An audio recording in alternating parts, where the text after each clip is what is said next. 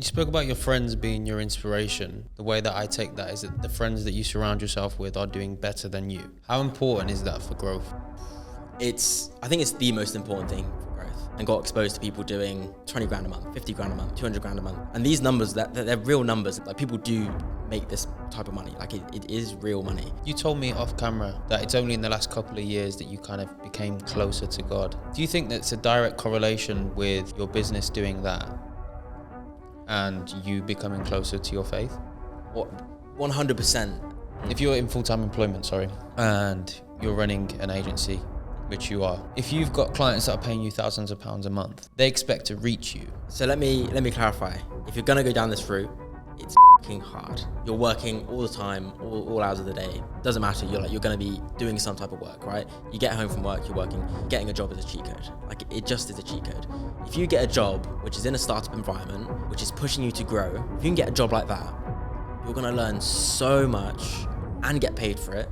And you won't then operate from a place within the business of scarcity. Business is your only income, and your revenue is very much up and down. But for me, for the first year and a half, it really was. It's hard to then operate from a place of not being, scarce with how you're moving with things, not rushing into things, and not just trying to take money here, there, everywhere, just because you need to pay your rent or whatever. And so if you have that job, it will open up and give you that freedom that you need. Before I got this job, I used to spend all day just at my desk. Didn't speak to anyone, really. You don't have just that daily communication with people to learn things from them.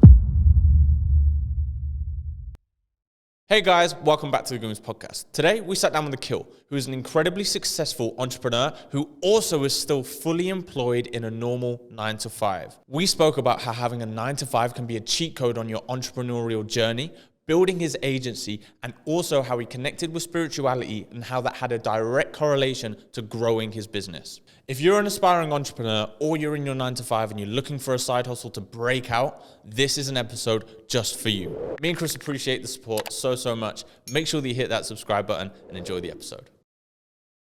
What's one thing that you've learned and one thing that you can pass down to other people that are listening in today? So, from a mindset perspective, because I think that's probably the biggest thing, is just try everything. I wish when I was younger, like I was 16, 17, that I would just have the confidence to try all these different things. Like, as you can tell from all the different things that I've done over the last 3-4 years, I've just been trying a lot of different things, because I feel like everyone's probably got something out there for them, but they just don't know it because they don't try enough.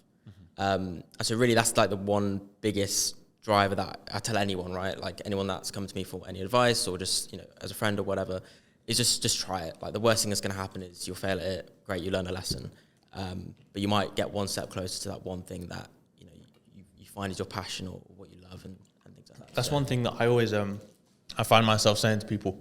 It's one thing that I don't really know the right words for it, but I want to say guilty of growing up between the ages of maybe 17 to 20. I'd literally tried so many different things. A lot of them were based around like creating content. Yeah. But got absolutely slaughtered for them as well, these different things that I tried.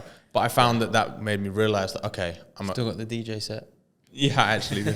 It made me realize that, okay, I've got a passion for these certain things. I'm quite naturally good at them. I enjoy applying myself to them. Like, this could maybe be something that I could, monetize and make some money out of. But yeah, it's a good piece of advice, man. Yeah, no, exactly. And like, when I was in the trading side of things, so like the history with that is, when I was 18, I had an accountancy apprenticeship, so super boring stuff, basically. Did that for a year, but during that year, learned more about numbers and finance and maths, etc. And I got more into currency trading, commodities trading.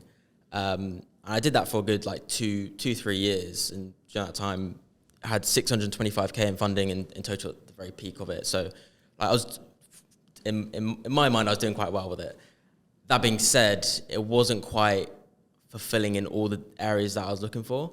But because I'd cultivated that mindset of just trying new things, I then got more into the marketing side of things. So just trying different things on that side. If I could make a couple extra grand a month, that was really the mission when I started the business.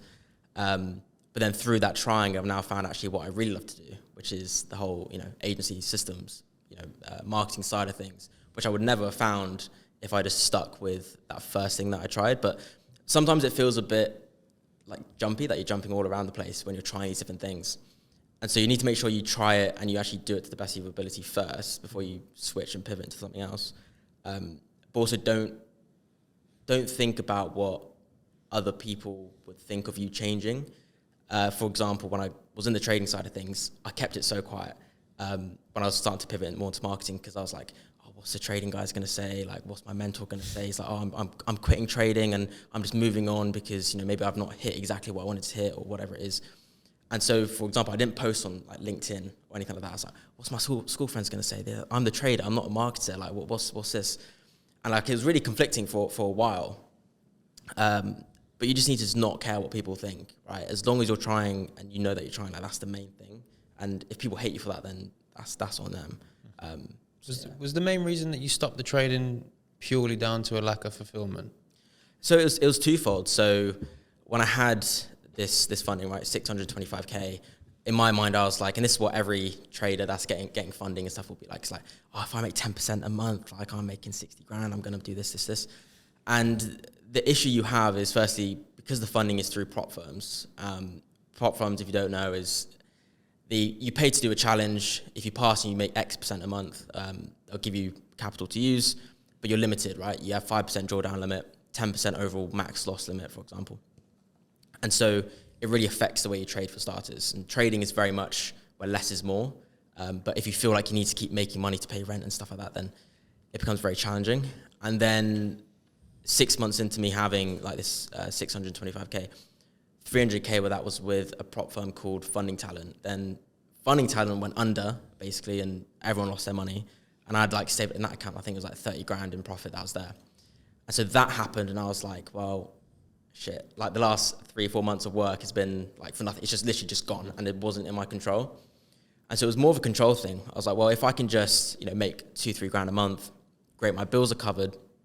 I can just build up a trading account on the side, and just do that. Basically, was my thinking behind it. And so it's more of just having control and ownership over my capital myself. I don't really want to raise capital or do all these other things as well, because then from people I've spoken to as well, you become a slave to your investors, right? They want to see these returns. You push, but in trading you can't have that. So the pivot was more down to, I want control and ownership over my own capital. But then through that process, fell more in love with the business and marketing side of things, because I think it's just, it's great. Let's transition into how you actually got involved more so in business and marketing as a whole. I mean, was that just as a whim? Because I know being an agency owner was almost a trend, especially during like that lockdown time. Everybody was doing it, obviously. E-Man as well. That was like something that he massively put on the map. Yeah, so I'd always had my eye on it because, you know, Iman, right? Everyone knew who he was and, you know, watched his lifestyle vlogs. Oh, that looks great. But I mean, in 2020 and 2021, I was more, you know, focused just on trading. I wasn't really in the marketing space. But during that time, the mentor I had at that period of time within trading also had like a community and like a business and everything. And like he taught me, and I was doing really well. So I kind of came on and helped the other students and everything. And so that was like my first exposure to working in like a business and starting to go a little bit into the marketing side of things. And so that's where I think the seed was planted with the marketing and business and systems, was that exposure and that startup environment to then pivot more into the agency. And then the first course I got was, you know, Iman's course, I think. Oh, was that actually? Yeah. That was one of the first like marketing courses that I got. And, you know, all these courses are great. You take what you want from it. But that then got me on the path to the marketing side of things, and that's how I pivoted into it, really. What was the first steps? Yeah, so it's quite interesting because I was a newbie at business, right? The things that you're doing that you think are important aren't actually important, right? Logo. It's like, you know, you focus on the branding, right? Oh, I need to get this website done looking really well. I'm not going to do outreach until I get this website done, or you know, I need to make sure I've refined the product 100% before I even get it in front of people and all these different things. And so I was very much in that procrastination phase for the first 3-4 months. And then the first client I ever signed, which was through like cold email, was an e-com store. So like a brand new e-com store. I think it was like £200 a month, £300 a month. After 2 months, I refunded all his money because didn't get any results essentially. And so I failed big time, right? But then the second client I got was actually in lead gen. So like Facebook ads, getting leads in for dentists, and actually went really, really well. And so I was like, okay, well, this is my niche now. Let me focus more on this niche. And so like the first steps really were, well, my journey was procrastination, but then eventually get a couple of different clients, see what you can get results for, and then go more into the ones you get results for, basically, was the steps I took.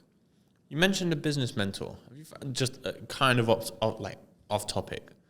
Did you find it helpful? Yeah, so... Are you still working with them now? So there's a few stories behind this, to be fair. So the very first mentor that I had, like, I guess, in-person mentor, right? We'll find mentors in, books or whatever, but actual in-person mentor, he's the one that, shaped my trading career and really brought me up and everything like that. But in the end, like, just our relationship, it basically broke down, right? Because I wanted to move into this other thing. There was a few things that were going on. That being said, all the knowledge that I gained through that experience was just invaluable, right? There's knowledge you can take from any mentor, any situation, any person, whatever it's going to be, whether it's good or bad, like the outcome. So that was like the first, I guess, mentor that I had that kind of set me on the trading and slightly business path as well. And talking about bad mentors, the next one. So this one, and actually I know a lot of my close friends were getting mentored by this guy, and he essentially said to us that he had built and exited like a software company in construction and all this stuff. And he was saying this for a good year. A lot of people invested a lot of money for his mentorship because he was a very likable person and he was actually giving pretty good advice overall. It turns out that he was just full of shit, basically. And he had lied about exiting this company. He was actually just a salesperson at this company. And for me, like, in terms of financial impact, it wasn't, too crazy. But I know some guys that invested like 50 grand with this guy. Wow. So not like small sums. And some people say, oh, you've invested 50 grand into a mentor. Like, that's stupid. But if that mentor is going to help you get from 500K to $1 million, like, it's worth the investment, right? And so, yeah, so that was like my experience of a second mentor, I guess. So far, I've not had, I guess, 100% luck in it. But that being said, going back to what I mentioned before, you can find value in anything, any experience, any mentor, whether it's good or bad. There's just always lessons to be learned. And if it's a mentor where they've done you dirty, they've taken money from you and didn't actually deliver, well, you know what to look out for next time. Now, in terms of mentors, I wouldn't say I have any ones that are like, in terms of business, like one-on-one style. But a lot of my friends in the space, they're more of like my inspiration now. So taking lessons from what they're doing, things that are working for them. Because in terms of picking a mentor, I think the important thing is don't find one that's too far ahead of you, because the lessons they'll give you aren't always relevant to the situation you're in right now. Find ones that are 1 or 2 steps above you, right? Because they've just gone through the thing that you're going through. So they can give you the things that are going to work today to help you push you to the next level. And so that's where I'm at with things right now in terms of mentorship and people I'm looking up to within the business space. You spoke about your friends being your inspiration. Obviously, the way that I take that is that the friends that you surround yourself with are doing better than you. Yeah. How important is that for growth?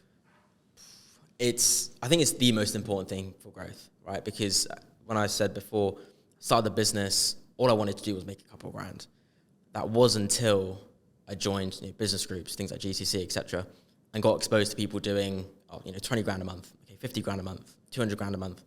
And these numbers, they're real numbers, and this is what it's hard for, I guess, people that aren't in the business space to really understand, is that these numbers are real numbers. Like, people do make this type of money. Like, it is real money. And until it's the thing though, isn't it? Is that some people, they say, oh, this guy's not making 20 grand a month, for example. But it is possible. Like, it is actually there. Anyways. Yeah, quickly, sorry, You've just reminded me of the scene in Wolf of Wall Street when Donnie walks over to him and he goes, man, how much do you make a month? Yeah. He goes, about 70,000. You fucking shit. Honestly, it's... Because he's in a completely different... Yeah. And he said, well, it's actually 72.3. Yeah. And he's like, you write me a check for 70K, I'll quit my job tomorrow. Because he's not going to see that for the rest of the year. Yeah. This is the thing, this is what I mean. Having the friends around you is so important, especially if they're doing better than you. And not just in money, right? Like, money is one aspect of life, health, wealth, relationships. And so look at people who are, happily married, for example, and take inspiration from them, or people in good shape, good fitness, whatever, take inspiration from them.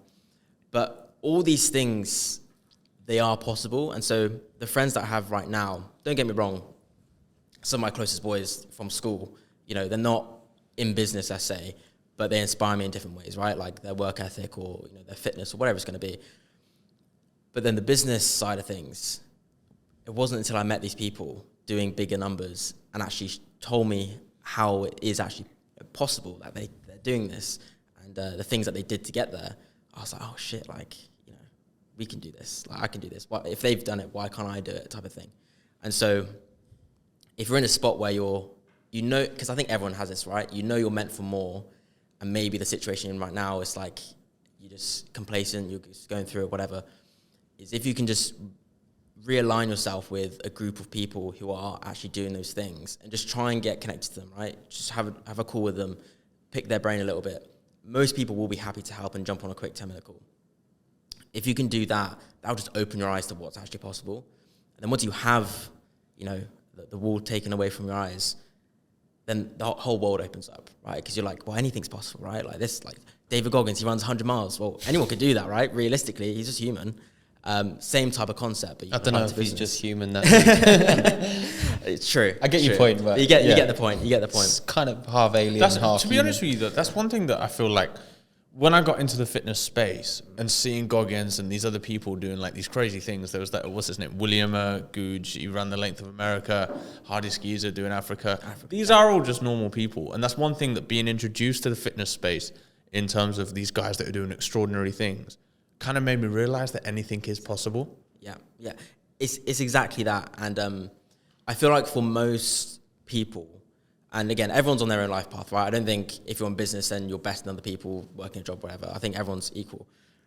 But for the people that know that they're meant for more, if you can just align yourself with people maybe that have the things that you want and just learn a little bit from them, the whole world will open up for you. And then you'll find so much clarity in terms of the direction in life you want to go. Because for me, for a long time, I wouldn't say I was like angry at the world, but it's more of, and it sounds a bit existential crisis, this, but it's like, what's the point in life, right? Look around, everyone's just working every day. They're not really that fulfilled. Like, what is the point in life, right? And I feel like a lot of people probably think that on a day-to-day basis, if you've got to wake up for the job you don't want to do and all these different things. But it wasn't until I had this clarity from surrounding myself, with these people and going on this path of, self-development and all these different things, was then you're like, oh, this is the reason why, you want to be around for life, right? This is why life's so exciting. It's because you have the opportunity to do all these things that other people, are already doing. Like, you can do this. And so yeah. Did you find the meaning for yourself? I think that's a thing that you'll never find, right? Realistically, that's always going to change. The goalposts always changes, right? Like when I was 5 years ago, I'd be like, oh, if I can make $5,000 a month, my life's completed. That's my reason for being around. Oh, if I can make 20 grand, okay, fine. Now for me, with where I'm at with life, finances, business, relationships, for me now the future, and I feel like maybe an old person saying this, but it's centered around, I want to have that family. I want to be able to provide for X, Y, Z. Do that type of thing. But I'm sure when I get there, it's going to be a case of something else. Something else is going to change. What's the? I don't want to sound like a fanboy of Wolf of Wall Street now, but the guy that goes, what's his name? Matthew McConaughey. Matthew McConaughey. Yeah. There's he wins some kind of award, and there's a clip of him, and he says that present me is the hero of me 5 years ago, and my hero in the present is me in 5 years. It's just like what you were kind of saying, as those goalposts change, and you just wanted to make 5K, and now you might be doing 105K. But when you get to 105K, you're looking at $500,000. Yeah. And that's going to come in time, but you already achieved something that you thought was everything. Yeah, exactly that. And I think for me now, the main drive of I guess, fulfillment and success is, well, am I doing better than I was a year ago? Essentially, is like the general frame that I have now. So am I doing better, in wealth, health, relationships, all those different things, those three main things. am I doing better? Then that's how I'm tracking my progress, I would say. But yeah, you're like, the goalpost will always move. And so that's why you want to find the enjoyment in the day-to-day of what you're doing. Make sure you're doing the things that you're relatively passionate about and whatever, because that goalpost will always move, right? And when you get to that, I know so many guys in business where they make that 10 grand a month that everyone says is going to change your life, and it feels so normal. Like, it happens, you're like, oh, okay, is this it? This is fine, okay. On to the next thing. And that will never end. Yeah. And so... Isn't that just human nature, though, of wanting what you can't have? It is, but then the issue you'll have with that is it will never be enough, right? Which is why if you realign your wants, your needs to just focusing on the day-to-day, making sure that day-to-day is, you're fulfilled in terms of the work you're doing and you're proud of the work you're doing, I think that's the key thing, right? Because then the money will come naturally anyways. You'll hit those milestones, you'll hit 100K, 500K, whatever it's going to be. But as long as you're doing it on the day-to-day basis and every night you're going to bed and you're proud of the work that you've done on the micro or the macro level, right? That's the main thing. For me now, especially this year, I've been focusing more on, okay, what's one business win that I can have today? What's one health win? What's one spiritual win? I like that. Those are the three metrics that I'm judging myself on, right? Every day. Every day. That's my main drive. Some days I fail, right? Some days I don't wake up to pray at 5 a.m. I'm sleeping. I'm like, I need to get better tomorrow. But yeah. What wins have we had today? Just out of curiosity. So today it's been waking up, prayer, business wins in terms of just actually just getting business work done. Fitness win hasn't been done today yet. So yet. When I get back. Gym later, bro. Gym later, yeah. I mean, I've got me and my boy. We've again going back to Goggins. We've signed up to a 75K race next year. Oh, real? No. Yeah, 75K. Send me the link, bro. I'll do it. Yeah, it's a 24-hour race, so we've got time. But basically, the training for that has started. Need to train up for that. Oh, bro, it's unreal. Yeah, actually, that's a sick challenge. Yeah, and I'm not a runner. Like this is what I mean by just challenging yourself, doing the things that you don't think you can probably do. Yeah, doesn't sound fun. I'm genuinely. It's one of those things, isn't it? It's like, two things. Look how excited he got. No. Two things, and we're gonna move on from this topic. First of all, I just want to say proud of you because like a lot of people are like, why the fuck do I like run it? Sorry, I just swore. We're trying not to swear on the pod as much. A lot of people are like, why do you run like all these crazy distances and stuff? I haven't actually done an ultra yet, but well done. I'm proud of you. Second of all, I don't think it will be as bad as you think it's going to be. What I've heard from ultra runners, people that I know that are doing 80, 100, 150Ks, they all say that running a marathon can be harder at points because you walk a lot of an ultra. Yeah, so you're pushing for time in a marathon. So ultra, and this is why I did it, right? Because it's a 24-hour race. It's not like a 12-hour ultra. So 24 hours, you could power hike it and you'll still make the time. But for me, because I'm just not an athletic person, let's say, that for me is just getting into the running, right? Getting my steps in, going to the gym, strengthening, legs, core, that type of thing, is the fitness focus for now. Sick, bro. I say, when you were building the agency, you came across challenges, struggles. What were those, and how did you overcome them? Where do I start?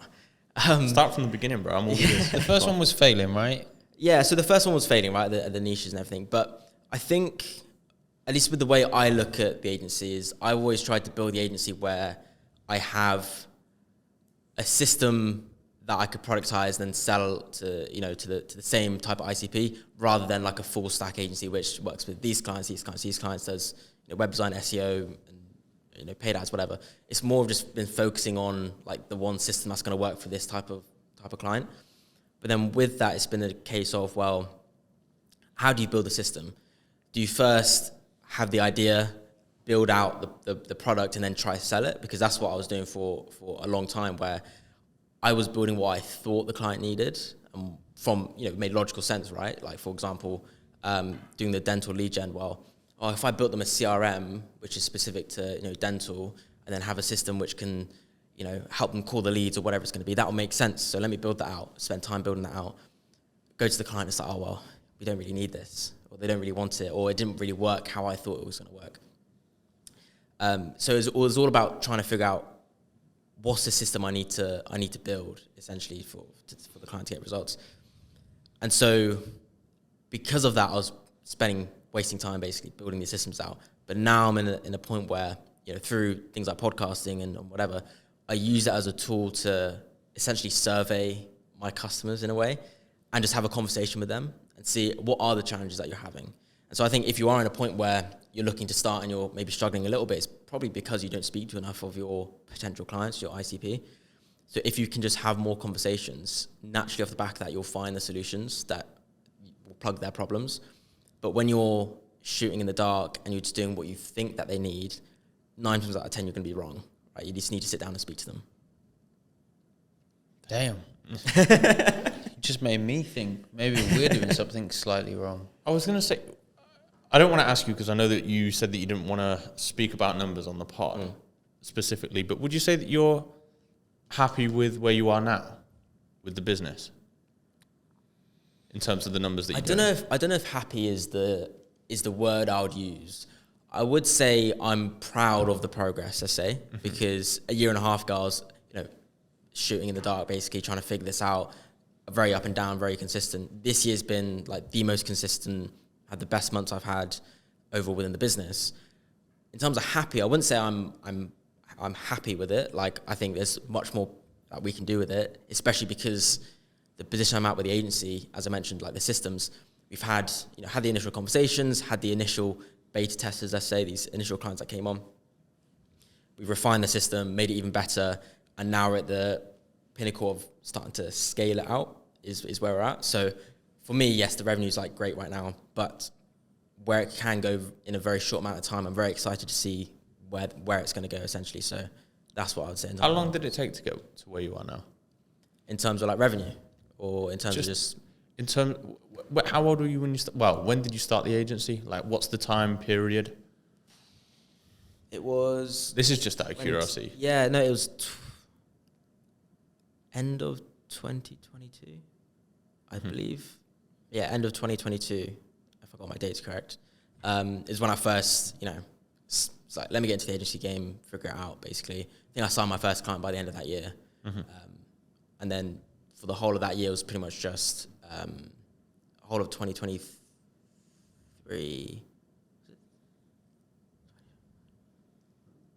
Maybe it was end of 2021, actually, I started the agency game. I think that makes more sense. And 2022, I was in dental mostly.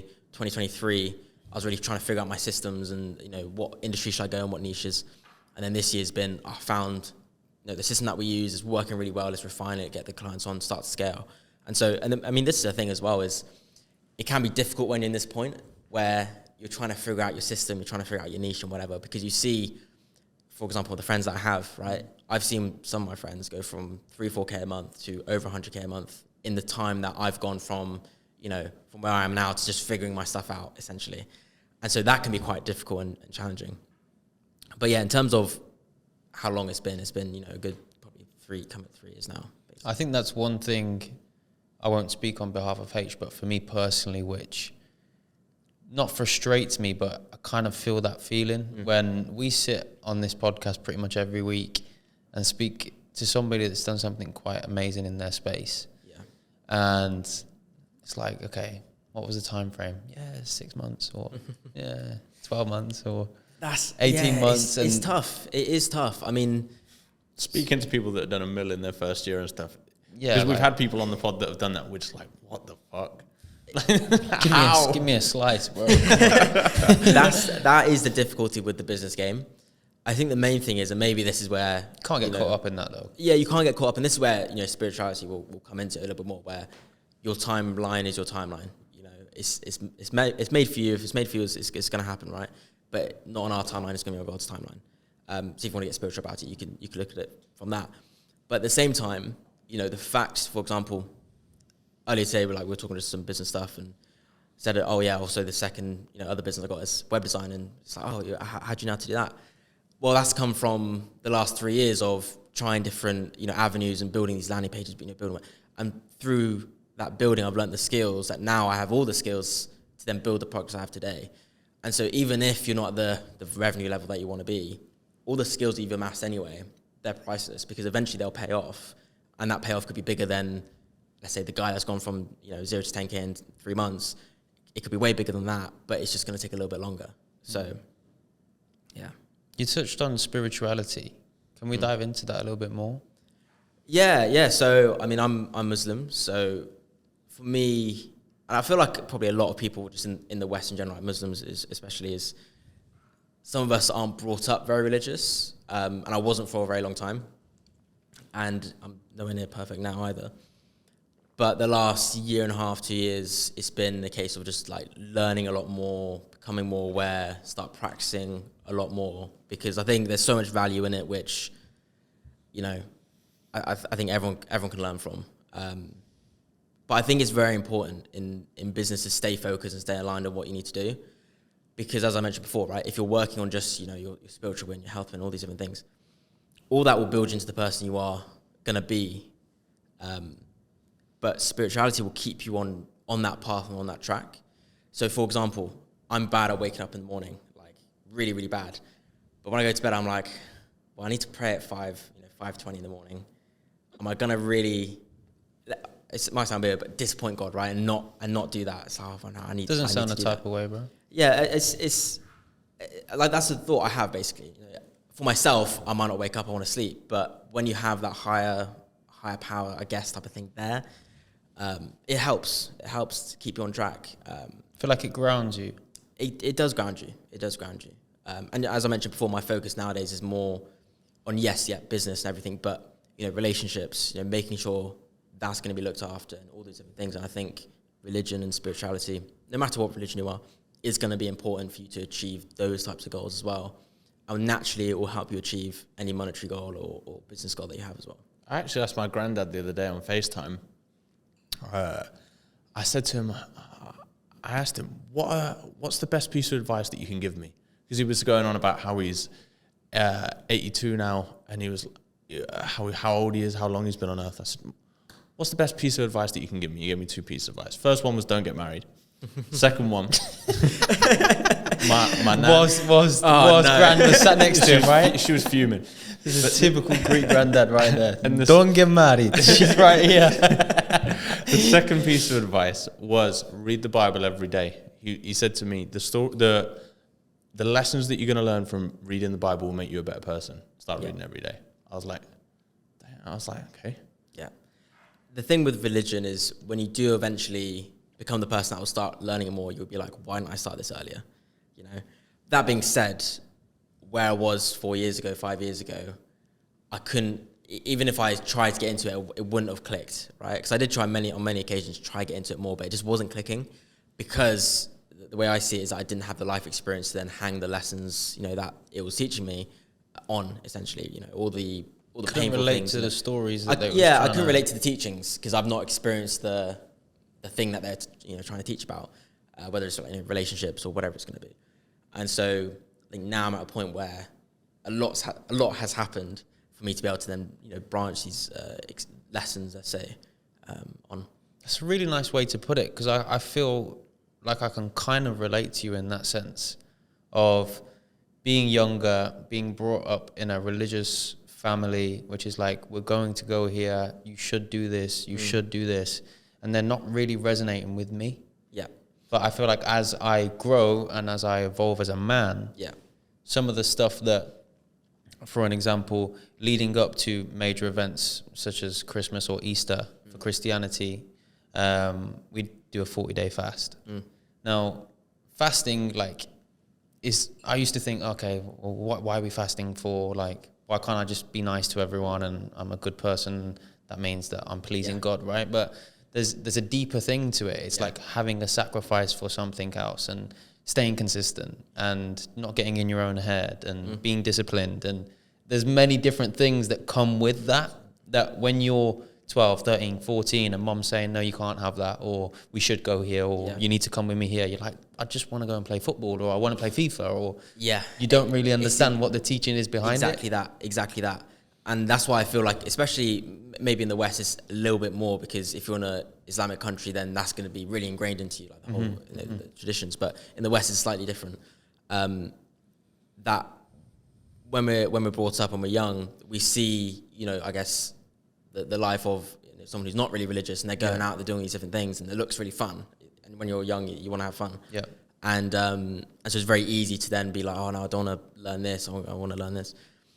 But I feel like with religion is you shouldn't, again, this is my belief on it, is you should teach people the principles, but you should never push someone into it, because someone has to be ready to be able to learn the things and actually understand it and have those experiences to hang those lessons on. And so if you push people into it, most of the time it's just not gonna work, right? I think the key thing you want to do, whether it's to your kids or to your friends or whatever, whoever it's going to be, is, you know, just teach them about it a little bit more, the education side of it. But you should never push it onto someone, because everyone's on their own path. They'll figure out eventually, you know, one would hope. But they have to come to that conclusion themselves, because you can't. And this is something that I've learned massively in the last, you know, couple of years, is that you can't change people. Like you just can't do it.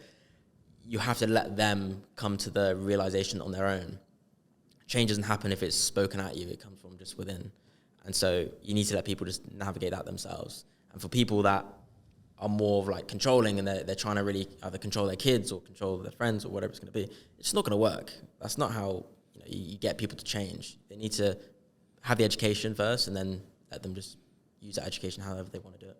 You told me off camera before we started that it's only in the last couple of years that you kind of became closer to God and you actually started practicing the teachings that you should have been. Do you think that's a direct correlation with your business doing that and you becoming closer to your faith? 100%. But it was actually the opposite, like the switch around, right? So a couple of years ago, I had some health issues, things were going on, it was all a bit mad. And that's when I started getting more into, you know, the religious side of things. Sorry to hear that, by the way. Oh, no, it's all right. Like, it's just one of the things where everyone goes through those seasons where, you know, something's going on. And that's when I started getting more religious. And then it wasn't until it was Ramadan earlier this year. First time I've done it properly, you know, and try my best with it. Did it properly. The next month, best month I've ever had. Wow. Like, honestly, best month I've ever had. It was everything aligned, all the systems put into place, started scaling. It's like, oh, wow, this is, like, the system's here. Like, this is what I've been working up towards for the last 3 years. Relationship-wise, oh, this is going really, really well, whatever it's going to be. And it started going really well. Like, correlation or causation, who knows? But that's the way it happened for me, right? And it's like behavior. If you want to positively reinforce behavior, if, you know, you get the win after, you know, doing the action, whatever, you're going to probably associate it with that. Whether it's that, or whether it's you know, it is actually God, and that's what happened. But I was going to say, to play devil's advocate, you could say for a month you were locked in, you were disciplined, so naturally you're going to get the results. But this is the thing with everything, is that your belief is the only thing that matters. So if I believe, you know, it was the fact that I was actually, you know, praying, and I was fasting, and you know, I was trying to learn more and everything, and I was really, you know, trying my best. And because of that, I was rewarded later on, and, you know, things started to align for me and things started going really well for me.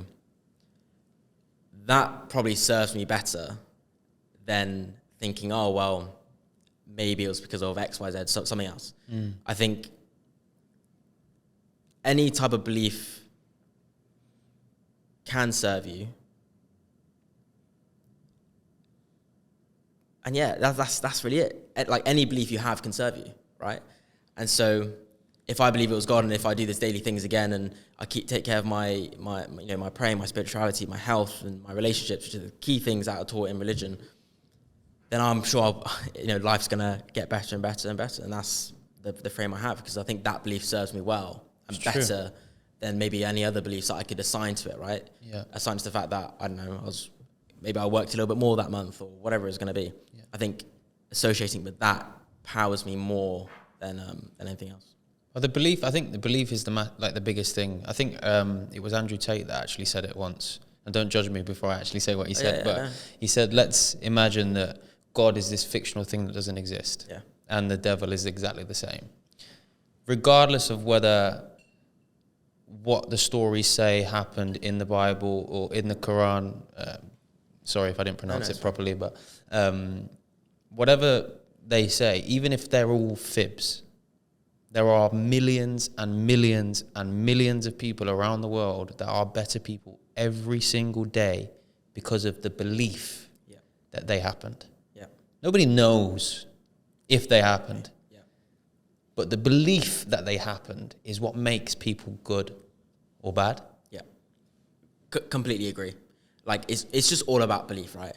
And it's funny you mentioned Andrew Tate, because, you know, some people are like, oh, Andrew Tate, like, what a dick. That's why I said I don't want you to judge me. Yeah, so some people are like, oh, great. Like, just, I guess, changing a topic a little bit, is the issue I have with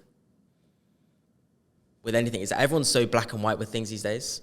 It's like, Andrew Tate, hate him, he's a terrible person, not going to listen to a word he says, fine. But it's not black and white, it's grey, right? You can take the lessons and you can discard the rest of it that you don't like. And I think for me, that's actually been quite a big thing in terms of, you know, with looking for more information or whatever it's going to be. You can learn something from everyone, right? You look at the election in America, right? You've got Trump, and people just hate Trump because he's Trump. That being said, there's probably lessons you can learn from that side of things as well. Doesn't mean you have to like the guy or like what his ideology is, but you can take lessons from everyone and everything. And I feel like, just my two cents on everything that's happened in the world and everything is, it's not always black and white, right? It's always grey, and there's always lessons in everything and everyone, essentially. I agree with you. Yeah, I do. Even you could be talking to someone who may come across like really stupid to you or something like that. There's always, like, you can learn from that person still, regardless, even that it's you don't want to be that type of person. Honestly, like, I think it's easy for, like, entrepreneurs, especially young entrepreneurs, to sometimes have a bit of a superiority complex. Like, it's very easy to do, right? It's like, you've just made 20 grand this month, and you look at someone else, like, you've probably made 10 times the average Loser. salary. But honestly, it's so easy to think like that.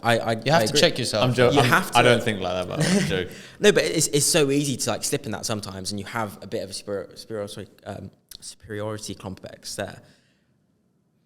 But again, this is where maybe spirituality comes in, is we're all the same. Like, we're all human. We can learn from everyone, whether it's the good things in their life or the bad things. Again, both those things are subjective anyway. But from all those things you can just learn from everyone. You can learn from everyone and everything. Even, like, in a business sense, like a technical side of things.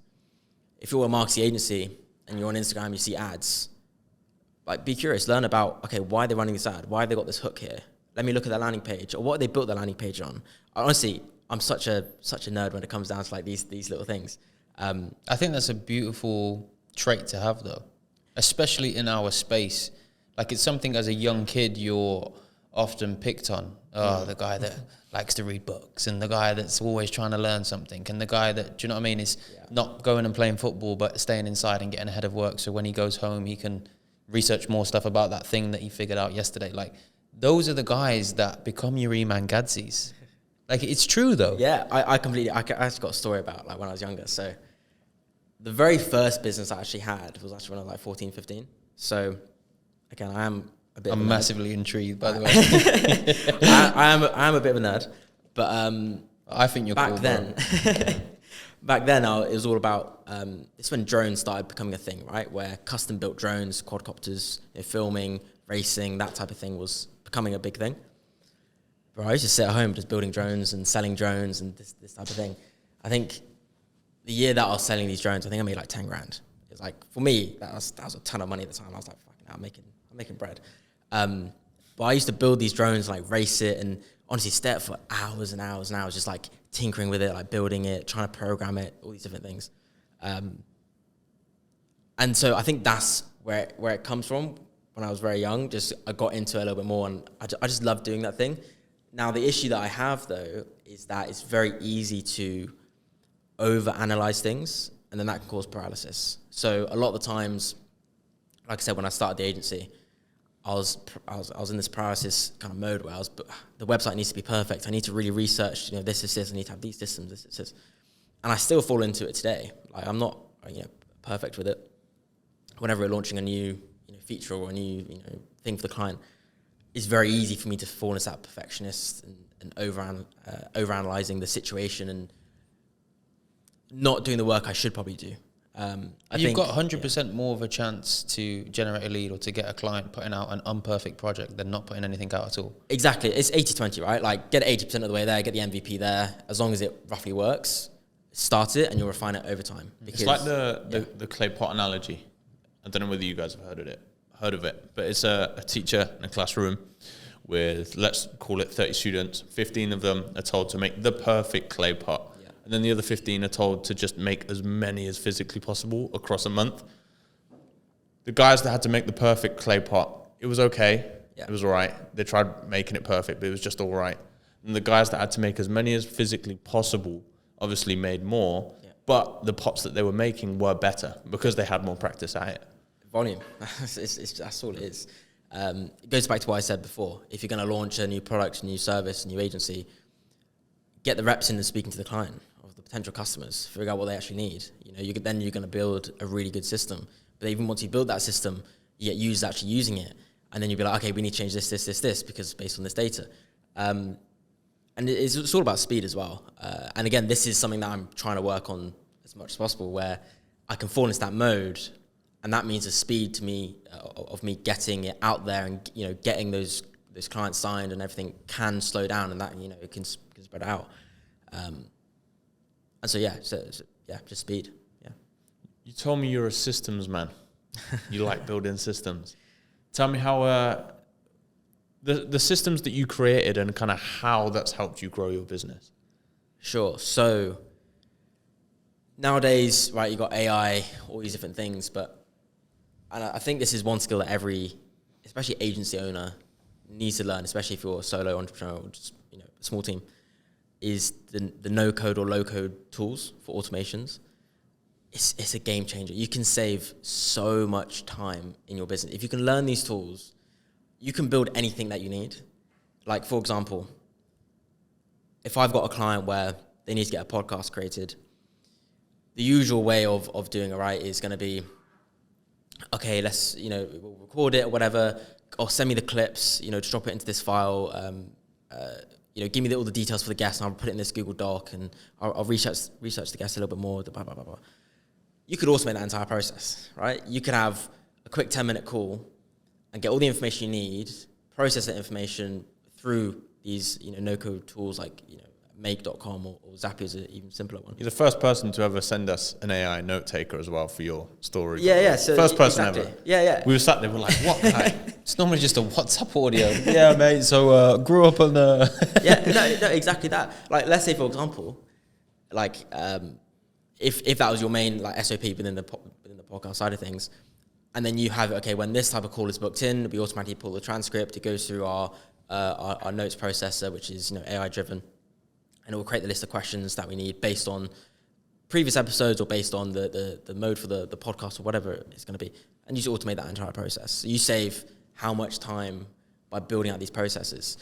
And so a lot of my closest friends is, I try and systemize as much as I can in just everything that I do. Honestly, it's a bit mad sometimes. It's crazy that putting the systems in place take a lot of work to get them done.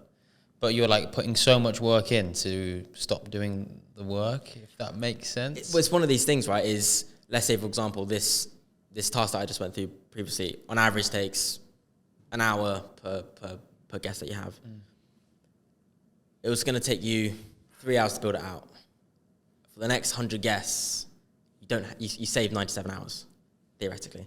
So the payback will be there eventually, as long as it's tasks that, you're not going to spend, 2 months building, and it's only going to save you, 5 minutes every other month, let's say, then there's no point. So you need to be careful with how you build out these systems. But if you can automate something, in my opinion, then you should do it.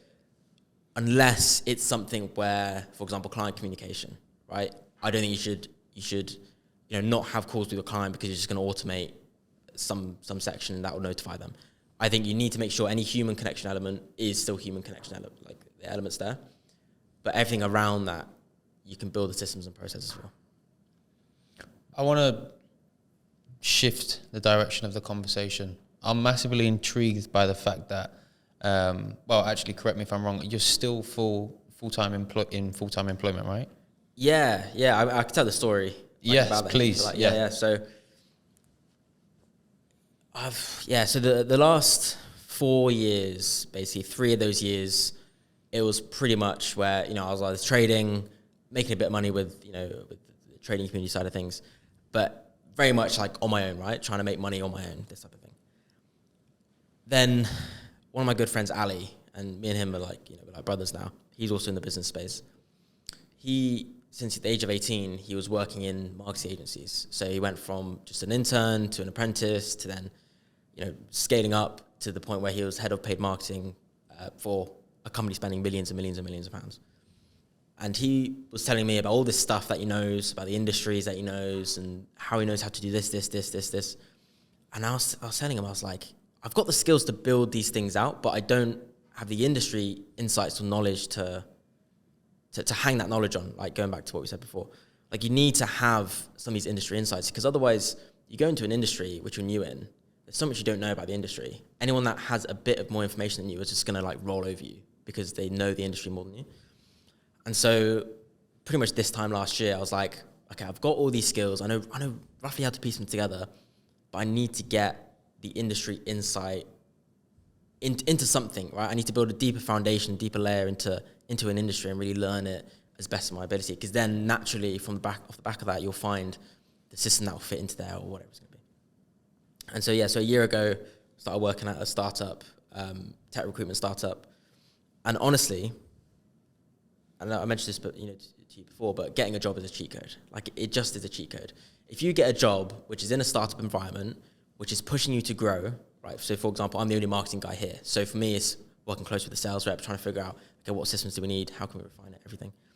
If you can get a job like that, you're going to learn so much and get paid for it. And you won't then operate from a place within the business of scarcity. It's so easy if business is your only income and your revenue is very much up and down, which for me, for the first year and a half, it really was. It's hard to then operate from a place of, not being, scarce with how you're moving with things, and not rushing into things, and not just trying to take money here, there, everywhere, just because you need to pay your rent or whatever. And so if you have that job, it will open up and give you that freedom that you need, which actually sounds a bit weird. Getting a job gives you freedom.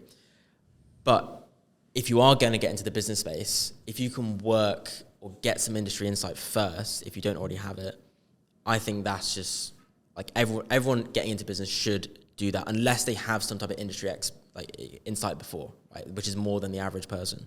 Then go straight into business. But if you don't have that, learn an industry, and you can use that information later on. I want to play devil's advocate here, just because I feel like some people listening will probably be like, whoa. No. If you're full-time employed, if you're in full-time employment, and you're running an agency, which you are, if you've got clients that are paying you thousands of pounds a month, they expect to reach you when they reach out. If they need something done, it's your job to kind of fulfill that as soon as possible. If you have to be in this building at that desk at 9 a.m. and you can't leave it until 12 for 45 minutes, and then you're back there until 5 p.m.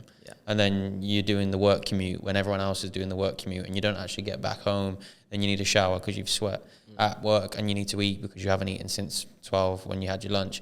All of a sudden you get onto your laptop at home or at your office or whatever at 8:30 p.m. Your whole day's gone. So the first thing is, how are you putting the amount of time and effort into your business that you should? Even though you've been educating yourself throughout the day, you've not been fulfilling tasks for your business. And second thing, aren't you going to come back to a load of pissed off clients at the end of the day that have tried to reach you? Again, it's very unlikely that 10 clients are going to call you and they're going to need you on Tuesday the 11th at 12 o'clock. But this is the day that it happened. But you're at your job. So let me clarify. If you're going to go down this route, it's fucking hard. Like, it is hard. You're working all the time, all hours of the day. Doesn't matter. You're going to be doing some type of work, right? You get home from work, you're working.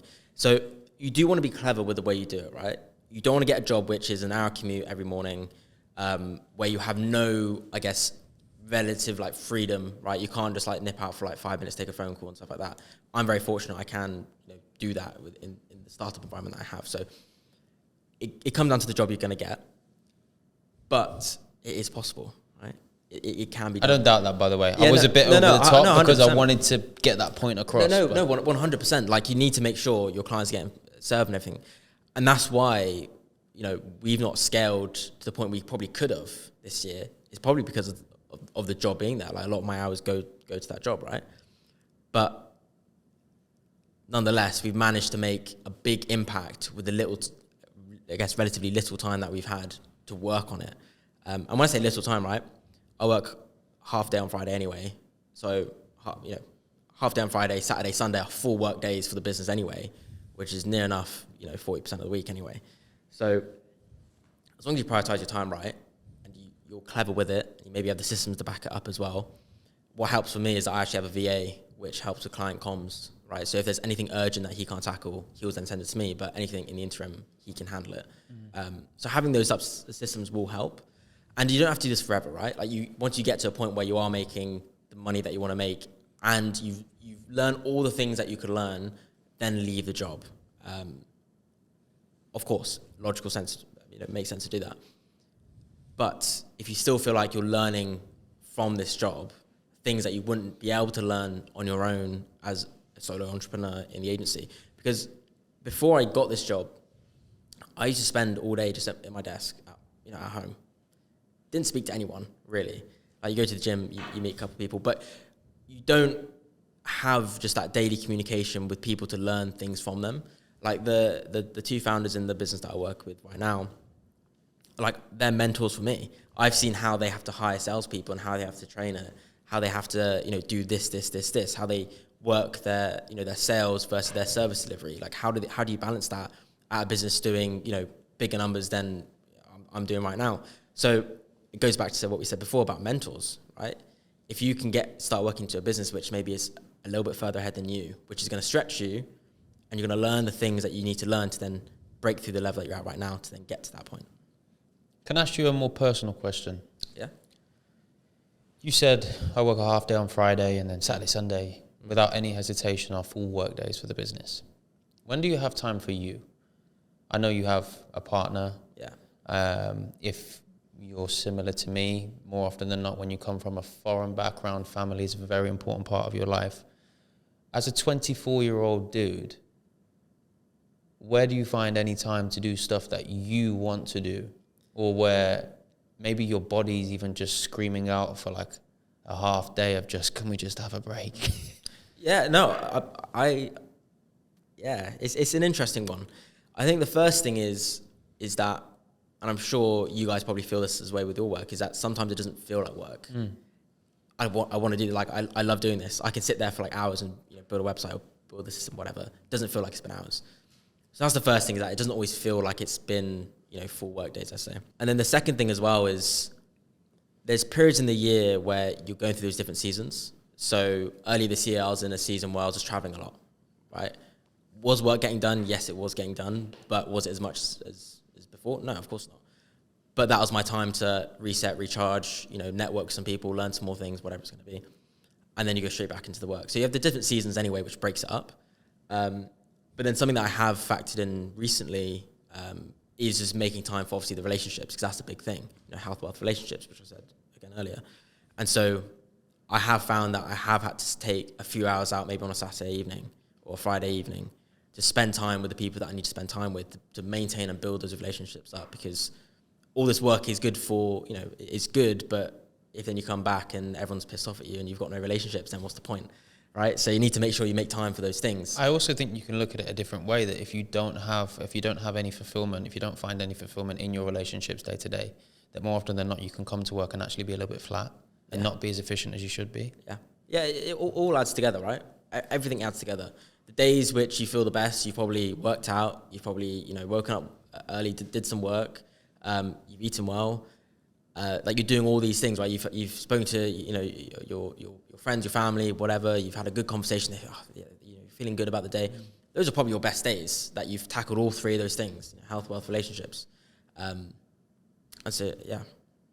So just swinging the conversation back around towards you and your business, to somebody that is potentially in B2B, or you said that you've worked with e-com as well, so B2C, what are some of the lessons that you have learned that you could pass over to them in marketing their own business? Yeah, sure. So I do work in just B2B now. So the focus is on B2B lead gen, right? How can we fill the pipeline of a business that sells to other businesses.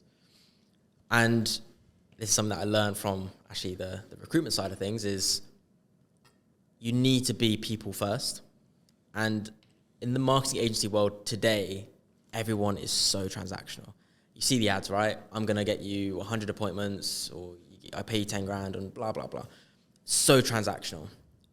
But that's not how sales works, right? It's never really worked that way, but especially now because everyone's, being very transactional. If you can just have a people's first mentality to things where you actually just focus on building the relationships up with these people, the best work that I've had come my way, and I'm sure the same for you, are the referrals from friends who I've just built a relationship up with, and they're like, oh, I've got this guy that needs your help. Great, send him my way. Done. It's always a yes. It's always a yes as well in the referral. Exactly. And this is the thing is you want to get to a point within, especially in the B2B space, and especially if you're high ticket, where your clients are in a way like your friends, right? Where it's that type of relationship you can build with them. Because then your churn's going to go down, right? Because they trust you, your friends. You're going to be honest with them. I think it's very easy when shit's going wrong with, when things are going wrong with their No, you're client. good, bro. That is okay. Your churn's going to be lower, right? They trust you. You can have an open and honest conversation with them. It's very easy to, when things are going wrong with a client, is, you're just like, oh, let me just try and. It's not like you're trying to hide it from them, but you're trying to fix it first before. Yeah, you're trying to just get ahead of it and not tell them until it's, sort of. But you can just have an open and honest conversation. Hey, this is messed up today. Really sorry, but this is the action plan we're gonna sort out next. If you're on a term where they're more like your friends, I'm not saying they have to be your best friends, but like that type of relationship, they'll be like, yeah, bro, like that's fine. Okay, that's a good plan. Let me know how the plan goes. That's how Get it sorted, keep me updated. Yeah, exactly. And so if you can take that approach to your sales, to your lead generation, no matter what business you're in really, but especially in the B2B side, you'll just do so much better than a lot of these other people.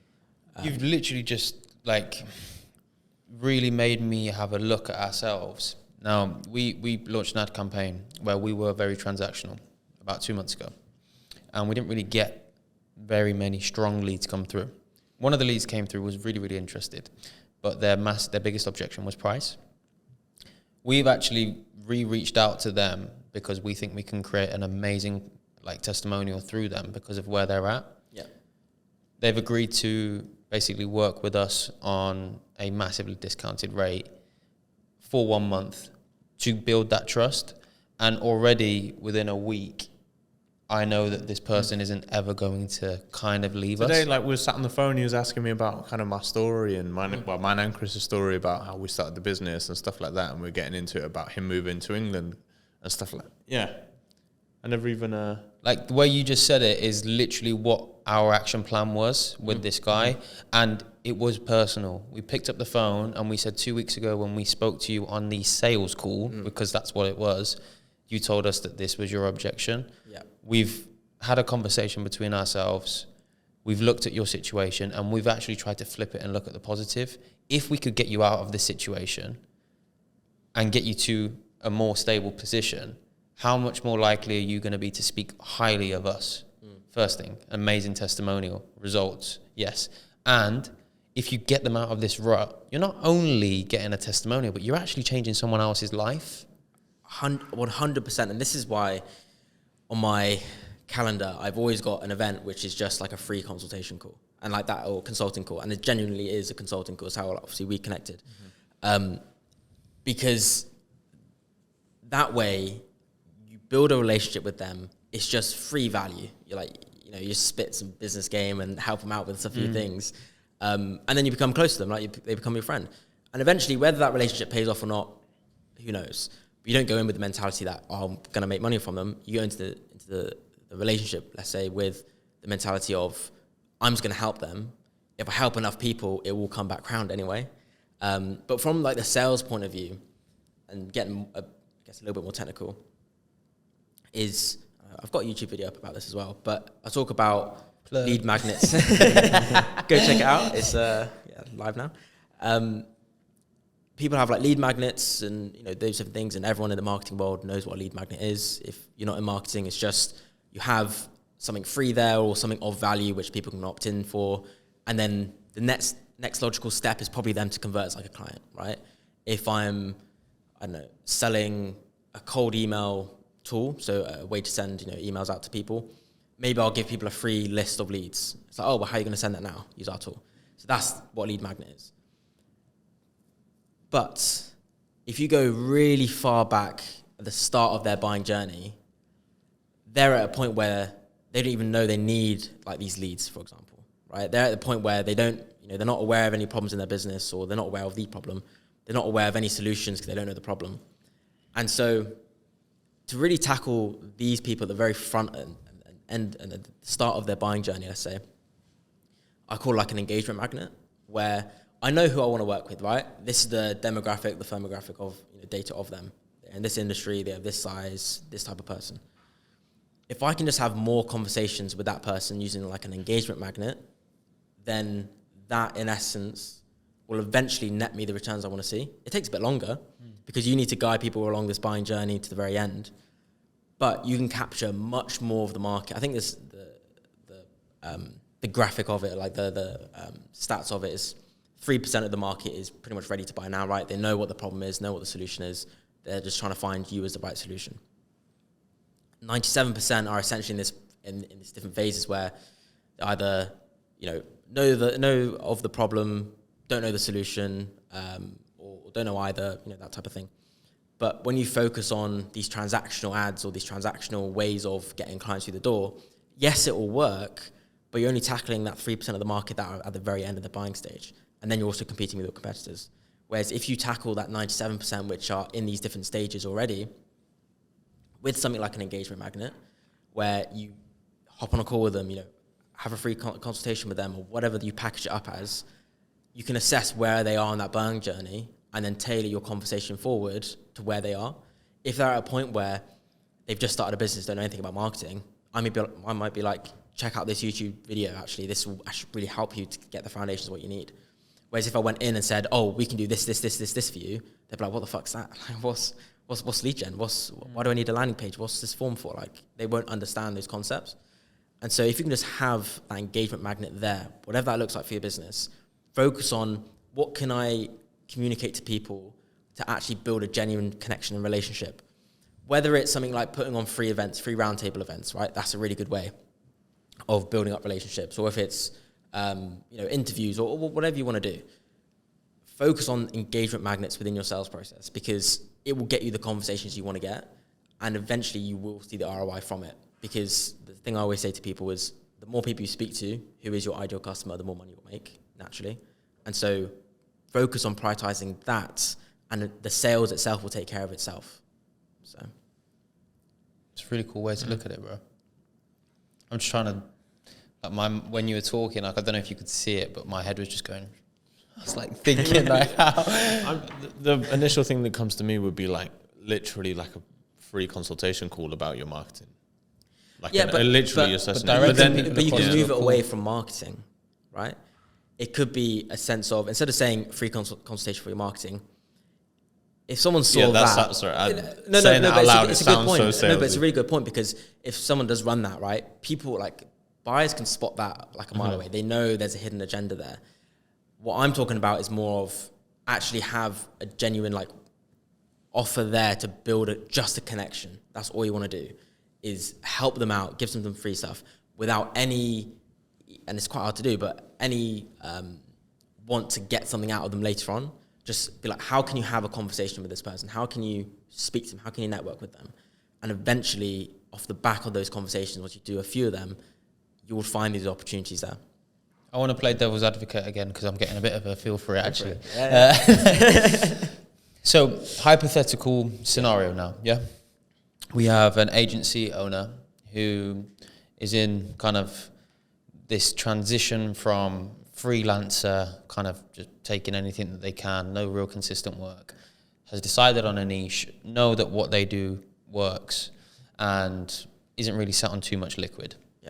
Do you go and set up a meta ad campaign where you push a video of you sat down, being a human, and saying, I would love to speak with you guys and see how we could help. Here's a free consultation call, and put £500 or £1,000 ad spend behind that with the intention of actually getting a return on that ad spend. Would you feel like that's the right step to someone at that stage?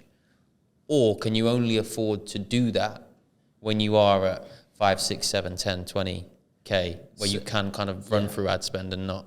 So if you speak to some guys in the paid ad space that are really good at paid ads, the real top guys, paid ads should be the last thing, really. If you're going from freelancer to an agency, cold outbound is obviously going to be the way, right? 100%. It's the cheapest one. You get the best ROI on it. It's just a little bit harder, right? You can't just throw money at it. But even if you're in that stage, if you're trying to get those quick wins early on, you're not gonna have the clients. You're not gonna attract the clients that come in and actually help you shape your business. So, for example, one of the clients I got in earlier this year, he's been so important to actually shape the direction of where the business is going, because we started on a relationship first basis, right? We've built up that relationship. He's super honest with me and with everything, and he's not churned. The average churn for an agency is like 2-3 months across the board for most people. But when you focus more on the relationship side of things and build up those relationships, your churn will go down, and they'll actually help you build your business up. And those are the clients you want to attract. If you're going from solopreneur to agency and you're attracting low quality clients, you're never going to grow your service and get your service to a point where it's really good. You need to find the high quality clients first, and they're going to help you shape the business. I'm not saying there's no place for paid ads, because of course there is, right? You can definitely scale a business with paid ads. I don't disagree. But especially in the initial stages, focus on the relationship 100%. But even when you are getting to that bigger size, still focus on the relationships. You can then still run ads as well, and that's another sales channel, right? You have multiple sales channels. But yeah, relationship first, especially in the agency world, where churn is the biggest deciding factor of whether you're going to scale or not. If you can fix that, you'll scale your business 100%. So, what's next for you, bro? In terms of the next year, the next 10 years, what does it hold? Yeah, so it's a bit interesting. I don't actually set myself like a 10-year plan or something like that. I know roughly what it looks like. As I mentioned, focusing more on the relationships, family, that's like starting a family, that side of things. But within the business side of things, I love the agency game. I do. But the way I see the agency game is that it's the cash flow that you need to then build something even bigger. Like, agency is great, getting from, and you can speak to anyone in the agency game that have kind of reached these levels, getting to 0 to 50, maybe 60, 70, that's fine. When you want to scale past that point, it becomes tough. And it gets to a point where, why are you trying to, you're trying all this work to get from 70 to 100, but you can't even exit the company. Multiples on agencies are terrible. And so, are you better off taking that cash flow that you have, put it into another business, scale that up, whether it's more of a SaaS or whether it's within trading, for example, which for me, that's where my focus will then shift back to, move the cash flow into trading to create my own capital. But I think naturally for anyone in the agency space, it's probably going to be what you do initially, but not the thing that you'll do later on. It's going to be the thing that fuels that thing that you'll create something really, really big. I'm not saying you can't make an agency big. Of course you can. But for me, at least, it's probably not going to be the thing that I scale to, what I want to scale it to and exit the company, but it'll be the thing that will help me get to that point. I feel like it's a stepping stone, isn't it? It's a stepping stone. Very, very low entry, and you can exit, exactly. Like you said, at 70K, 60, 70K a month. Like, how much of that can you reinvest into something so powerful to then 100%. Use to step again and to grow and to build? That's all this is, right? It's all the stepping stones. Like anything that you do, and actually, I think Tate said this before. No, not yeah. now that I said, we actually love Tate, by the way. We actually the amount of times that when we first started the podcast, the amount of times we'd be like, I think Tate said this once, and then we'd be like, no, but I'm pretty sure he said, don't treat your business like it's gonna last forever, because realistically you're gonna move on to something else. Mm-hmm. I think that was the gist of it. Maybe I butchered it. Regardless, you delivered it brilliantly. But regardless, that's really my thought process with it for the business. So. Dope, man. And plus 175K run next year. That's the other thing. Quickly, before we wrap up, I want to ask you about GCC. Yeah, go on. We had Lewis on last week, actually. And yeah, he spoke so highly about the community. Obviously, he's quite a pivotal part of it. But I wanted to speak more so like from your point of view. What is it genuinely like? We touched on it earlier about having other people in your circle that are doing more than you to inspire you, etc. But what is it like to have access to that many people in that many different industries doing that amount of money at all times? And how important is that for you? Honestly, it's priceless, right? And I'm not saying this because, you know, I'm like a Iman fanboy or something, but genuinely, within any community, when you say, oh, you got to pay $5,000 to get into a community, or 10 grand or 50 grand, whatever it's going to be, most people are like, oh, no, I'm not doing that. That's risky. That's, you know, whatever. But you get the value out. The value you get out will be the value you put in. So especially in a community where you're paying to be in a community, you will only get value if you put value into it. Like all my closest friends that I have now within like the business side has come from this group or people that I've met through this group, let's say. So for me, it's been like priceless overall. There was a price to it, obviously, but in terms of value I've got is priceless. So if you're on the edge about joining any business group, two things to know, right, is the more you pay, probably the higher quality of people you're going to have in there. But even if you get in and it's not, you know, the golden thing that you thought it was going to be, you'll still find lessons and still find people within it. I've even joined some free business groups where most of it is full of rubbish, like full of just noise. But I met one person who actually then either brought me more work or we built a relationship, and actually he's now in the agency game and he's, you know, doing these other things as well. Good connection to have. So you can find value anywhere. Goes back to what we were saying before. Value is literally everywhere. It's just up to you to find it. But for me, GCC, it's been amazing. I would recommend it if you're thinking of getting into a business group or GCC. And if you want to grow and get to the place you want to do, get to, then I also just kind of had a thought when you said, oh, if it's 5,000 or 10,000 to get into the community. Looking from a lead gen point of view, it's actually like they're qualifying the lead. 100% it's a qualifier. Like, if you've got 10 grand to spend on the community, more often yeah. than not, you're going to be able to add some value to the rest of the guys within there, right? Exactly that. Exactly that. Like paying for a community, it's quite funny seeing maybe ads on Instagram or just comments on people's posts. When people maybe aren't in the business space, they're like, oh, everyone's selling a course, everyone's doing this, everyone's doing community stuff. Ultimately, you can choose whether to get value out of it or not. If you want to join it, if you want to pay $20 to get into a group, do it. Maybe you'll learn some things. But I just find it quite weird and quite funny sometimes when people just hate on either courses or groups or whatever it is. Whereas if you joined something before and you were like, oh, I didn't get results, so let me hate on it now, it's probably because you didn't do the work. You didn't do the work needed to get the value out of it. Any course that I've bought before, I'd say 99% of it I don't use at all. But there was that 1% which changed my thought process on X, Y, Z. Like for example, this was a couple of years ago, I think. Iman had, go back to Iman, he had this, a 6-week mastermind online thing with him and his team essentially. And that was, I think he was using to help fund his software company. Anyways, a couple grand for like 6 weeks. I think for most of it, I didn't get like value from every call, but there was one call that I had, I think with the CEO at the time, who just like shifted my perspective on sales. It was like a whole walkthrough of like the sales process they use to sell agency, things like that. And I was like, whoa, this is sick.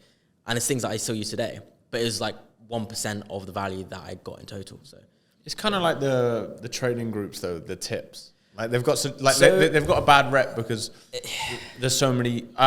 There's a lot of people that might be scammers out there, or some people might not be putting in the work, so they get this bad rep. Yeah. Whereas there actually is some that are quite valuable out there. So now trading. I'll say trading and business groups are very, very different types of groups. Mm-hmm. So the trading group they're just very different, because the thing with like a trading group. Is that the barrier to entry for someone to set that up and actually make it look like they're doing well is it's very easy to do that. And you can make money on broker commissions. I don't know, I'm not getting too technical with it, but you get someone to sign up to a broker, they deposit £200, even if the signals are shit, they get paid because they deposit with their broker. And so that's the way a lot of these trading signals will work. And I actually don't like, because we were never in like trading signals, as more of just the education, but actual signals group that targets normal people, I really don't like, because trading, you can lose everything in a second. And the issue you have with those types of trading groups, just to put that out there as well, is they'll tell you to invest, say, £300. That could be, 10% of someone's monthly wage, which then they might get a small one on it, put the rest of it in, and they've lost all. Like trading is one where you need capital, you need that cash flow in order to do well. The top traders that I know right now, like there's three of them that come to mind that are close friends of mine. Either they... Is one of them Switzy man? No. But they either raise capital, so they're sitting on M's essentially, so they have the freedom to move how they want to move within the market. They're not putting in their paycheck every single month, or they had exited a business and now they're using that as their funds and the capital to trade with. If you're doing that, fine. If you're putting every single paycheck you have into trading, which is gambling, like it is gambling, then that's not a smart thing to do. Instead, if you did get into the agency game first, the agency costs really pretty much nothing to get started, right? You could spend maybe 100 quid, 200 quid, get things set up. A couple of softwares, a laptop if you don't have That's it. That's all you need. And you can sign clients then that day. And trading is a bit different. You have to keep investing. So if only it was that easy. If only it was that easy. But, it's... You get the gist of it, though. It's simple, not easy. Right? It's simple, not easy. Yeah. So that's my 2 cents on trading. It's been a great episode, bro. Yeah, no, thank you for having me on. Really I've enjoyed this. Appreciate you, brother. Yeah. I appreciate you taking the time on your half day. I'm pushing back. I've got to use it, bro. I've got to use it. So, well, yeah. To everybody that clicked on the video, thank you. Make sure you like, comment, subscribe, turn the bell notification on so you get notified every time we release a podcast. And we'll see you all next week. Love, guys. Thanks for tuning in. Peace.